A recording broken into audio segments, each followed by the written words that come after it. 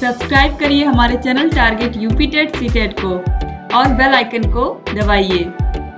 Hello friends, स्वागत करती हूँ मैं आप सभी भावी अध्यापक एवं अध्यापिकाओं का आपके अपने channel target UP TET CTET में। दोस्तों, आज की इस वीडियो में हम देखेंगे प्रारंभिक शिक्षा के नवीन प्रयास विषय, यानी कि प्रारंभिक शिक्षा के नवीन प्रयास जो आपका सेकेंड सब्जेक्ट है आपके सेकेंड सेमेस्टर में, इसका पूरा सिलेबस यहाँ पर कौन कौन से इसमें चैप्टर्स आपको पढ़ने हैं और इसमें क्या क्या चीजें हैं, इन सभी के विषय में थोड़ा थोड़ा मैं डिस्कशन करते हुए चलूंगी ताकि आप लोग समझते हुए चलें कि क्या क्या चीजें आपको पढ़नी है। इससे पहले हम लोगों ने वर्तमान भारतीय समाज एवं प्रारंभिक शिक्षा जो आपका फर्स्ट पेपर है उसके विषय में पूरा डिस्कस कर दिया है। अगर आपने उस वीडियो को नहीं देखा है तो उसका लिंक डिस्क्रिप्शन बॉक्स में दे देती हूँ, वहां पर जाकर के आप उस वीडियो को देख सकते हैं। दोस्तों, सभी सब्जेक्ट का हमने ऐसे ही सिलेबस अच्छे से पढ़ करके समझाया है आपको। तो चलिए यहाँ पर हम देखते हैं इसके विषय वस्तु में। यहाँ पर देखिए, सेकेंड पेपर है आपका, 50 नंबर का पेपर है। प्रारंभिक शिक्षा के सार्वभौमिकरण हेतु संवैधानिक प्राविधान एवं प्रतिबद्धताएं। इसके अंतर्गत सबसे पहले प्रारंभिक शिक्षा का मतलब आप समझ लीजिए। प्रारंभिक शिक्षा के सार्वभौमिकरण का मतलब क्या होता है? प्रारंभिक शिक्षा जहां पर भी आएगी आपको समझना है कक्षा 1 से 5 तक की शिक्षा, क्योंकि आप सभी लोगों को पता है कि आप लोग डीएलएड कर रहे हैं तो आप लोग प्राथमिक अध्यापक बनेंगे। तो प्राथमिक अध्यापक बनने के लिए स्पेशली यहाँ पर आपको क्यों ये विषय पढ़ाया जा रहा है, ये आपके लिए जानना बहुत जरूरी है कि स्वतंत्रता प्राप्ति के पहले हमारे देश की क्या स्थिति थी शिक्षा की, और कितने सारे कानून इस पर बनाए गए थे, और शिक्षा का कितना विकास हुआ था। शिक्षा का सार्वभौमिकरण का मतलब होता है शिक्षा सभी को समान रूप से मिले, चाहे इसमें किसी भी प्रकार से कौन गरीब है अमीर है, इन सभी भेदभावों को मिटा करके शिक्षा, प्रारंभिक शिक्षा जो है वो सभी बच्चों को मिले। सरकार का यही उद्देश्य होता है शिक्षा के सार्वभौमिकरण का। अब देखिए यहाँ पर संविधान के अनुच्छेद 21A, 29(2) एवं 45 के अंतर्गत शिक्षा संबंधी संस्तुतियां, यहाँ पर स्पष्ट रूप से यही बताया गया है कि 6 से 14 वर्ष के बालकों के लिए निःशुल्क एवं अनिवार्य शिक्षा, जो कि हर एक बच्चे का मौलिक अधिकार है, उसके विषय में बताया गया है। और भी यहाँ पर बताया गया है, उन सभी के बारे में डिटेल में मैं जब ये पढ़ाऊंगी पूरा आपका फर्स्ट चैप्टर, तो उसमें मैं बताऊंगी। और दोस्तों, इसके बाद अब देखिए यहाँ पर दूसरा है बच्चों के अधिकार या बाल अधिकार। 15 अगस्त 1947 को हमारा देश आजाद हुआ और 22 अगस्त 1947 को भारत के द्वारा बाल अधिकारों की घोषणा की गई थी। तो उसके विषय में उसमें क्या क्या चीजें दी गई हैं, बालकों के क्या क्या अधिकार हैं, उसके विषय में आपको पढ़ना है। क्योंकि आप बालकों को पढ़ाने जाएंगे विद्यालय में तो आपको बाल अधिकार के विषय में जानकारी होना बहुत जरूरी है। इसके बाद है निःशुल्क एवं अनिवार्य बाल शिक्षा अधिकार अधिनियम, RTE एक्ट 2009। इसमें दोस्तों जो ये एक्ट बना है, जो कि 2009 में ये पारित हुआ और 2010 से पूरे देश में लागू हुआ। 2010 से लागू होने के बाद ही 2011 से जो TET होने लगी है, टीचर एलिजिबिलिटी टेस्ट, वो इसी की ही देन है, RTE एक्ट 2009 की ही देन है। तो यहाँ पर इसके विषय में आपको डिटेल में पढ़ना है कि इसमें क्या क्या चीजें दी गई हैं, किस तरीके से निःशुल्क एवं अनिवार्य बाल शिक्षा के विषय में यहाँ पर पूरा डिटेल में बताया हुआ है। इसके बाद दूसरा अब यहाँ पर अध्याय है प्रारंभिक शिक्षा के संदर्भ में गठित आयोग एवं समितियां। ये बहुत ही इंपॉर्टेंट है, एग्जाम में बहुत क्वेश्चन बनते हैं इससे। आइए देखते हैं। स्वतंत्रता के पूर्व एवं पश्चात की संक्षिप्त जानकारी।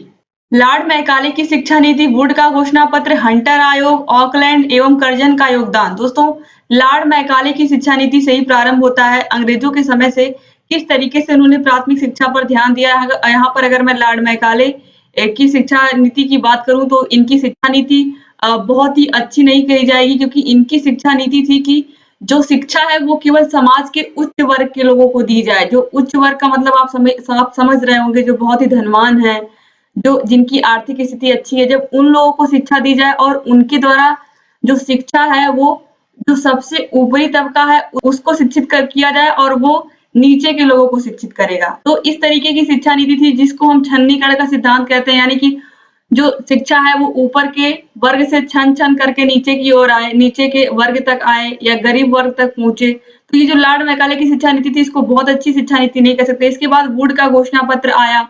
इसमें प्राथमिक शिक्षा को पहली बार बहुत ही अधिक महत्व दिया गया था वुड के घोषणा पत्र में। हंटर आयोग आया, हंटर आयोग में भी बहुत सारी सिफारिश की गई थी।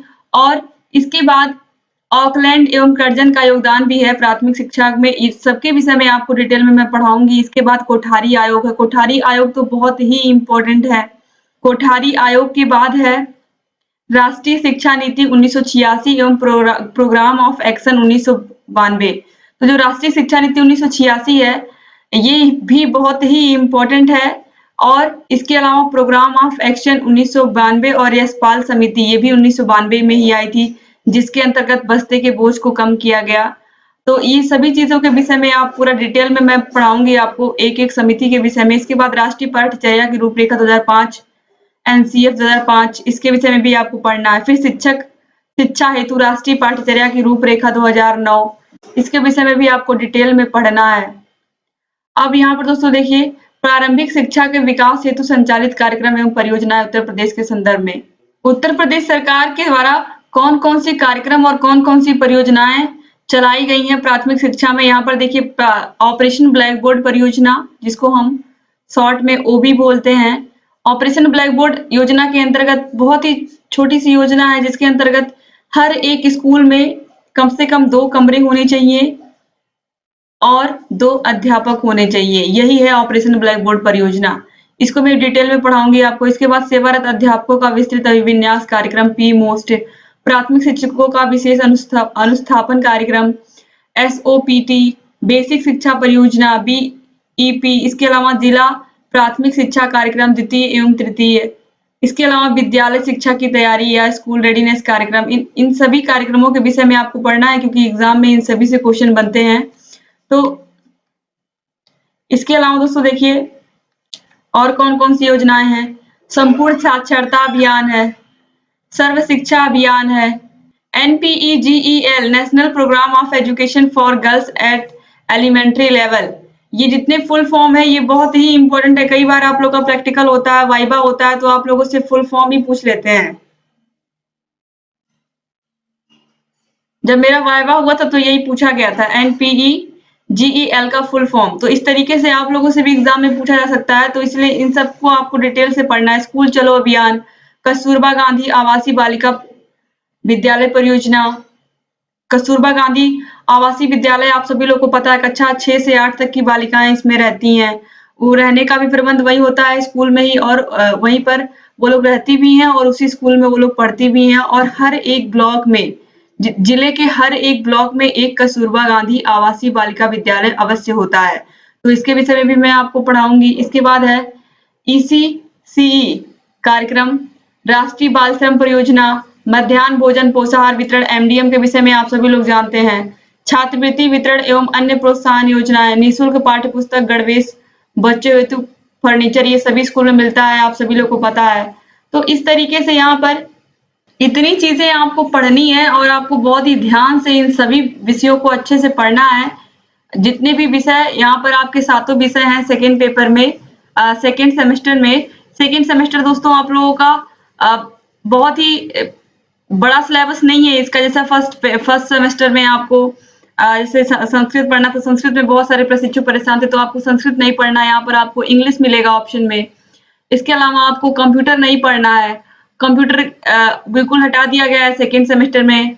तो इस तरीके से आपको बहुत सारी चीजें कम हो गई हैं सिलेबस में। तो जो आपका सेकेंड सेमेस्टर होता है इसमें आपको 7 सब्जेक्ट पढ़ने होते हैं। 7 के विषय में मैंने डिटेल में पढ़ा दिया है।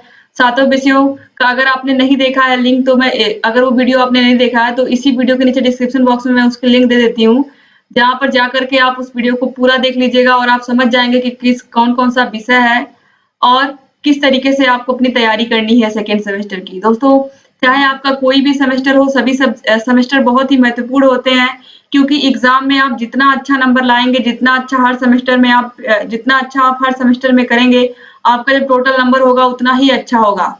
तो इसलिए आप लोग शुरू से अच्छा नंबर लाने का प्रयास करिए, क्योंकि आपकी मेरिट जितनी अच्छी होगी, आपका सिलेक्शन, आपके टीचर बनने के चांसेस, आपके प्राथमिक विद्यालय में अध्यापक बनने का चांसेस उतना ही बढ़ते जाएंगे। दोस्तों उम्मीद करती हूँ कि आपको ये वीडियो अच्छा लगा होगा। अब इसके बाद कल से आपका फर्स्ट चैप्टर स्टार्ट होगा, जिसके अंतर्गत अनुच्छेद 21A, 29(2) और 45, जो धारा 45 है, इन सभी के विषय में डिटेल में मैं आपको बताऊंगी। उम्मीद करती हूँ कि आपको सिलेबस की जानकारी मिल गई होगी, आपको सिलेबस वाला चैप्टर पूरा सिलेबस जो मैंने पूरा बताया वो आपको अच्छे से समझ में आया होगा। फिर मिलते हैं दोस्तों अगले वीडियो में। अगर आपको हमारे चैनल की वीडियोस पसंद आ रहे हैं तो दोस्तों प्लीज हमारे चैनल को सब्सक्राइब कर दीजिए और घंटी के निशान को जरूर दबा दीजिए, जिससे हम जो भी नई वीडियोस बनाते हैं उसका नोटिफिकेशन आपके पास टाइम से पहुंच जाए और आप हमारी सभी वीडियोस को लगातार ऐसे ही देखते रहें। और जहां कहीं भी समस्या दोस्तों आप लोग प्लीज कमेंट बॉक्स में कमेंट करके हमें बताइए। हम आपकी सभी समस्याओं को दूर करेंगे और लगातार आप लोगों के लिए ऐसी अच्छी अच्छी जानकारियां लेकर के आएंगे, अच्छे वीडियोस लेकर के आएंगे और आपकी सभी डाउट्स को भी क्लियर करते हुए चलेंगे। वीडियो पूरा देखने के लिए आप सभी लोग का बहुत बहुत धन्यवाद। जय हिंद।